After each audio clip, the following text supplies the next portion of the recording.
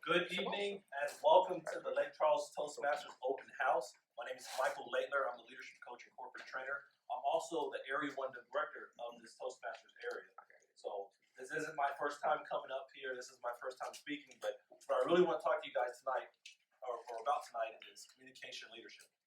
One of the greatest things about what I do is being able to talk to people about those two areas. It's been an amazing journey up to this point, and a lot of it surrounds Toastmasters because that's kind of where my foundation has grown, and I continue to do it. I know when Terry asked me to speak, I was thinking, okay, what can I talk about? Like, what can I really focus on? And I gave him two guarantees. One guarantee is that I'll talk about leadership and communication because that's how important it is to me. And the second guarantee was telling you, giving you guys an opportunity to learn how to grow your leadership and communication through this club tonight. So you guys ready? Ready. All right. You guys have food in you. You got your sports teams on. I'm a Cowboys fan myself, so this is how we always dress. We always dress in this manner. This is our attire. Just like when. This is our attire all the time. Okay. So just so you know, this is how we do it. That's why when he said theme sports, I was like, okay, a Cowboys fan, this is how I do it. That's how you roll. Yes. So what is communication? Simply put, it's an exchange of information. Some people think that it's just words, and I used to think that before I started to study communication. I used to think, you know what? Let me get a PowerPoint on the screen, study the words, I can learn the objectives, the couple of points that are on there, learn the title, and I'm good. And I was completely wrong about that. What I learned is through a UCLA study was that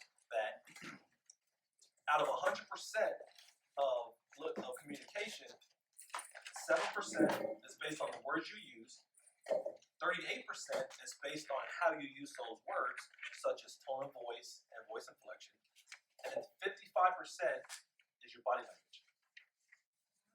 Over 90% has nothing to do with the words you say. Think about that. Think about how many times you've been in a situation where all you did was study the words. And that was me, especially as a young supervisor. Like many of you, I was voluntold to give presentations. Yeah. I didn't volunteer to do it. I was just told that next week you're going to be given a presentation that's an hour long.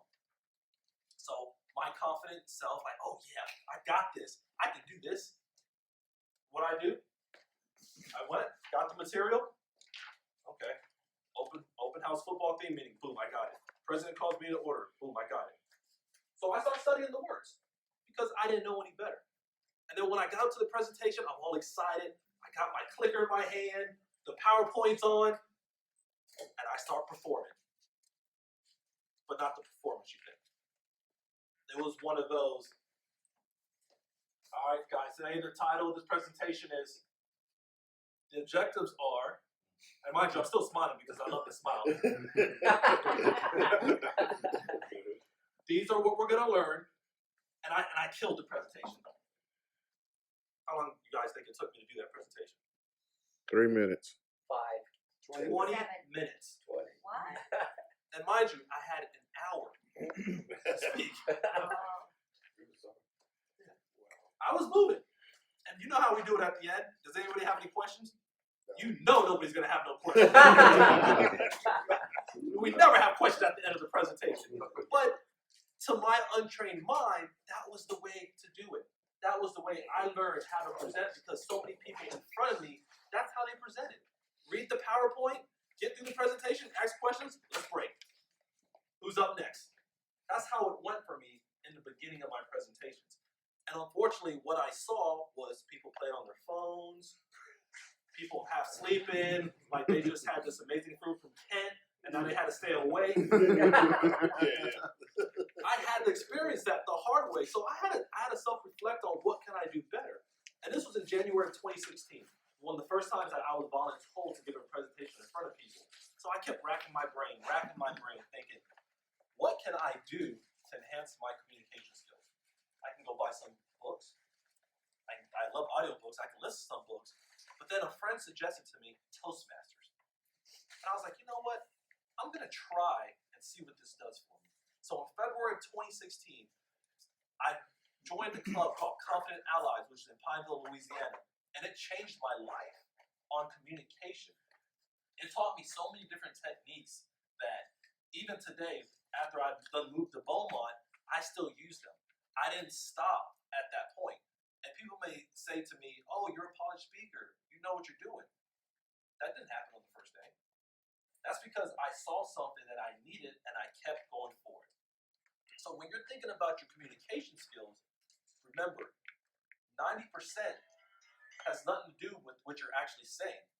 It's about the way you say it, as well as how you communicate it nonverbally. So now, all right, we talked about communication. Let's talk about leadership.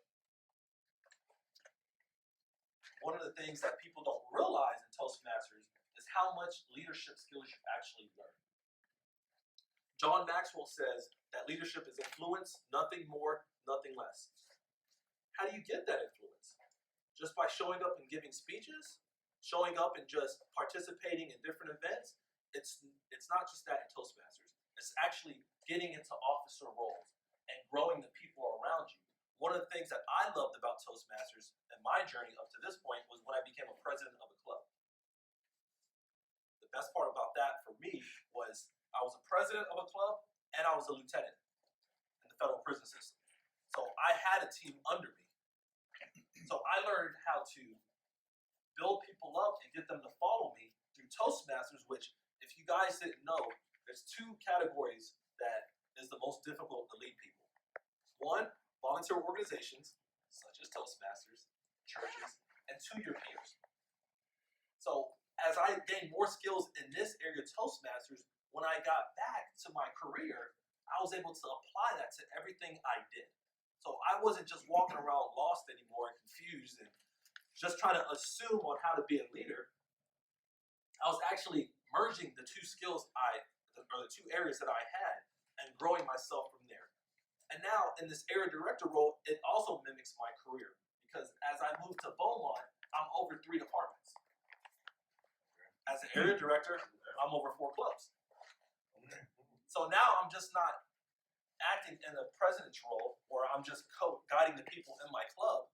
Now my job and my primary goal is to build the leaders at these clubs that I'm over in order for them to build their membership, in order to make the best out of their clubs. So once again, Toastmasters has been able to give me a parallel skill, not just for this volunteer organization, but also for my full-time job. I think that when we look at an organization like this, we overlook it because, like Phil was saying, people think of Toastmasters as drinking wine. I mean, they think about that, or, oh, what are you selling? We are selling something, and that's personal growth. We are really selling that each and every time we come out here. So when you're thinking about how do I build my communication and how do I build my leadership skills, this is one of the best ways that I've learned how to do it. Now, let's take away all that.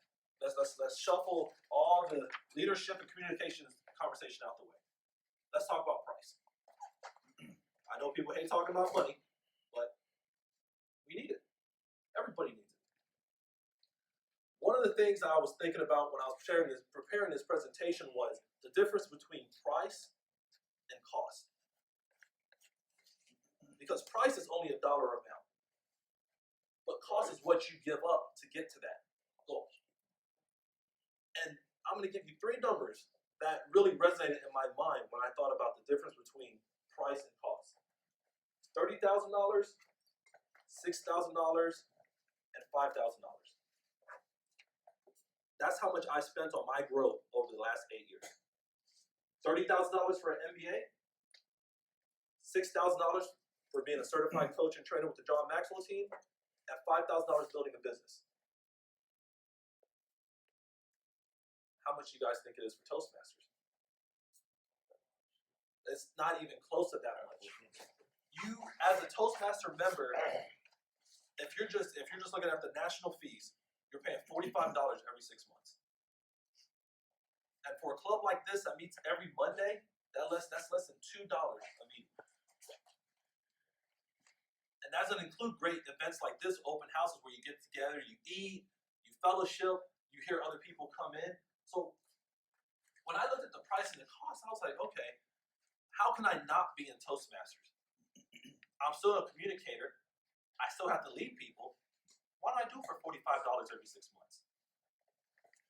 It was kind of an easy sell. I've already spent $41,000 at least that I know of on my growth. I can't spend an extra $45. And like I was telling you guys earlier, I've been in Toastmasters since February of 2016. So I'm not the best on math, but I would say $90 times 3 isn't anywhere close to $41,000 by no means. So you may wonder, what do I need to do tonight to sign up? It's quite simple. You go to one of the club officers, and if you sign up tonight, it's $82.50.